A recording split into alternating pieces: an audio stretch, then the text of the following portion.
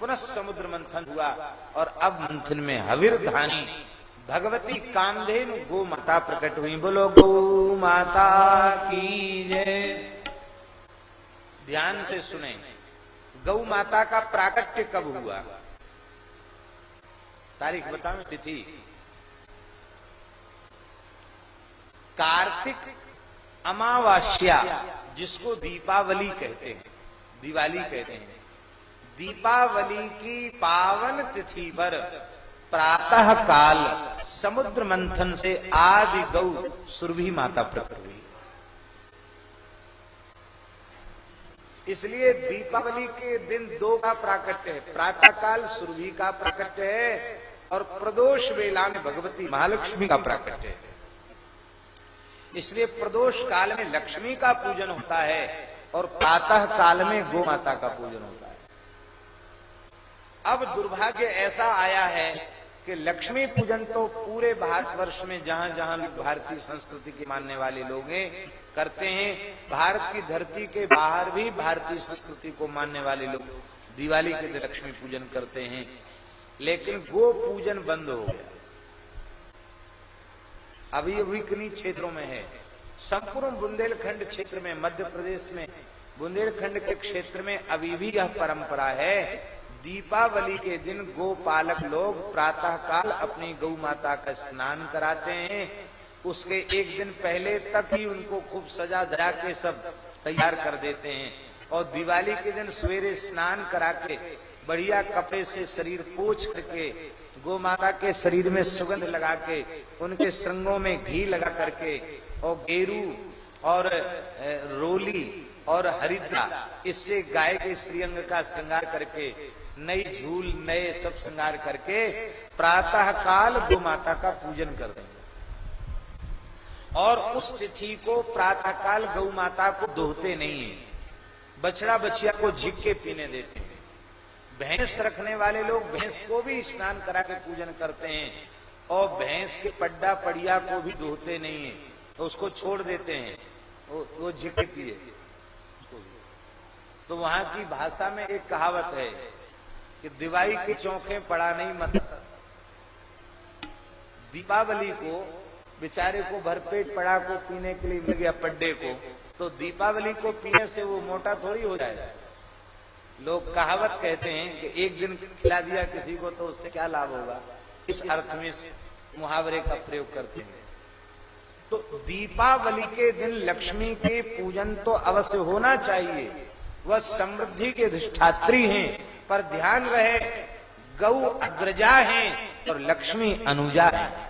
इसलिए आप गाय का पूजन किए बिना लक्ष्मी का पूजन करेंगे तो लक्ष्मी आएगी तो शरीर सही तो उल्लू पर बैठकर आएगी, और प्रातः काल यदि गोमाता का विधिवत पूजन करेंगे, घर में भारतीय देसी गाय रखेंगे, जर्सी नहीं, दोगली नहीं, विदेशी नहीं, गाय के जैसा दिखने वाला पशु नहीं, विशुद्ध भारतीय देसी गाय, शासनादिमत्तम गौर लक्षणम, वो गाय जिसमें शास्त्रीय गोत्व घटित होता है, उस गाय को अपने घर में रखेंगे और दिवाली के बढ़िया स्नान करके गौ माता का पूजन करेंगे, आरती करेंगे, गोग्रास अर्पित करेंगे और फिर सायंकाल को भगवती लक्ष्मी का पूजन करेंगे तो लक्ष्मी जी आवेंगी जरूर घर में, पर उल्लू पर बैठकर नहीं आएंगी। किस पर बैठ के आएंगी? गरुड़ जी पर बैठकर आएंगी, और गरुड़ जी पर बैठकर आएंगी तो अकेली नहीं आएंगी, नारायण भगवान के सहित आएंगी। अब आप लोग बताओ, उल्लू पर बैठी हुई लक्ष्मी जी को घर में लाना चाहते हो कि गरुड़ारूढ़ नारायण के सहित लक्ष्मी जी को घर में बुलाना चाहते हो? उल्लू वाहिनी को अपने घर में बुलाने वाले अपना हाथ उठा देंगे। अरे उल्लू वाली लक्ष्मी जी को कोई नहीं चाहता। राम राम राम। और नारायण के साथ गरुड़ पर विराजमान हो क्या में लक्ष्मी जी कौन कौन चाहता? अरे हाथ तो समय खड़े कर दिए, पर गौ पूजन नहीं करोगे तो उल्लू पर बैठ के लक्ष्मी जी आएंगे। इसलिए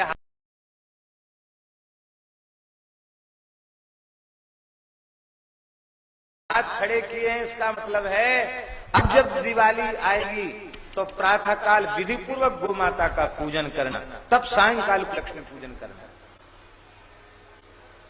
उत्तम तो है अपने घर में जैसे आपने गाय रखी ऐसे घर में गाय रखें, वो न हो सके तो गौशाला में जाकर भारतीय देसी गाय का पूजन करना, गो पूजन करना। उस समय गौ माता के संपूर्ण शरीर के अंग प्रत्यंग में देवताओं ने निवास किया। ध्यान से सुने, गाय में संपूर्ण तीर्थ, संपूर्ण ऋषि, संपूर्ण वेदादि शास्त्र और संपूर्ण देवताओं ने निवास किया है, इसलिए गाय पूज्य नहीं है। गाय अत्यंत पवित्र है, इसलिए अपने को धन्य बनाने के लिए देवता, ऋषि और शास्त्रों ने, गौ माता के तीर्थों ने गौ माता के शरीर में निवास किया है। इसलिए जहां गाय रहती है 68 करोड़ तीर्थ वहां रहते हैं, संपूर्ण देवता रहते हैं। रोम रोम में गौ माता के तीर्थ हैं, रोम रोम में गौ माता के देवता हैं। इसलिए शास्त्र में लिखा है कि गाय पर कोई प्रहार करे डंडे से अथवा हाथ से तो जितने रोए टूट जाएंगे, उतनी 1000 वर्ष तक रौरव नरक की यातना भोगनी पड़ती है। इसलिए भैया गाय पर कठोरता का व्यवहार न करे, गाय पर प्रेम का व्यवहार करे। लोभ नहीं रखे दूध का, दूध दे तो दूध तो देगी ही वो, पर मान लो कथनचित नहीं भी दे रही है तो भी स्नेह प्रेम से गाय को जीतने का प्रयत्न करे, कठोरता गाय पर न दिखावे। गाय मूल है, भारतीय संस्कृति का मूल गाय है। गाय के बिना भारतीय संस्कृति सुरक्षित नहीं है। श्री वृंदावन विहारी सब देवी देवता